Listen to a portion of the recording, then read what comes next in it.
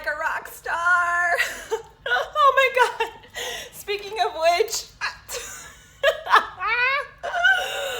get it? It's a rock and I'm a star. I kind of just want to hold this. Hey babe, so I have a divine message. We have a divine message for you, me and my baby. It's actually really fucking heavy. I'm just gonna put it down.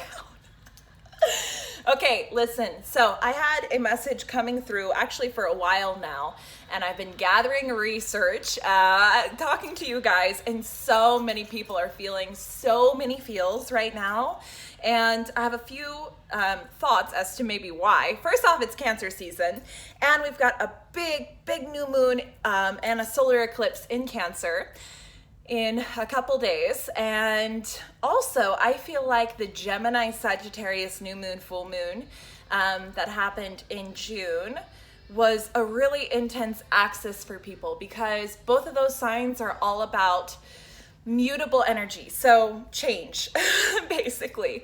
So that would kind of explain where the emotions were coming from for everyone. I feel like a lot of people have just had to shift out of areas they thought were going to be in focus, and now other areas of their life is being put into focus, and that is totally Gem Sag vibes. Like, we're just going to change fucking everything and move all of the energy over to this next section, which I would urge you to kind of like be mindful of, because as much as Gemini and Sag can encourage that, it really does best when it's multitasking and juggling a bunch of things. So I want you to sort of maybe be mindful and avoid the temptation to just dive into one single thing, like just full force into your career or just full force into your friendships or whatever it might be.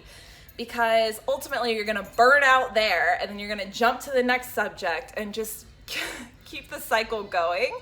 And everyone else in your world is gonna be like, WTF.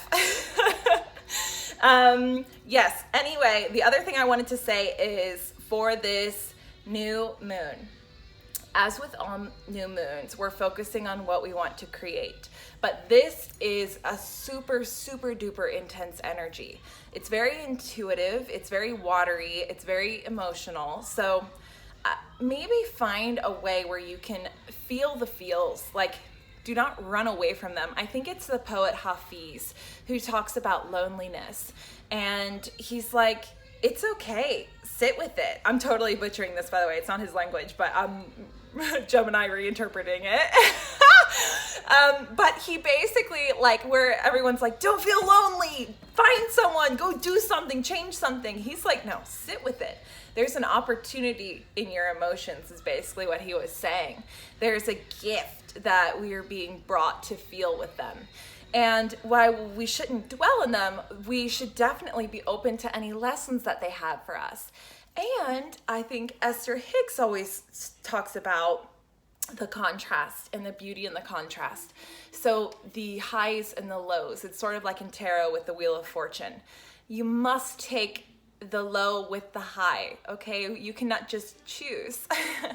And the reason is you would never appreciate the high. If you were just always up there, it would become the new normal. So we need the lows, we need the energy being pulled back or being emotional or being intense so that we can then learn what we need to learn there, take it, grow, and bring it into the season of our highs.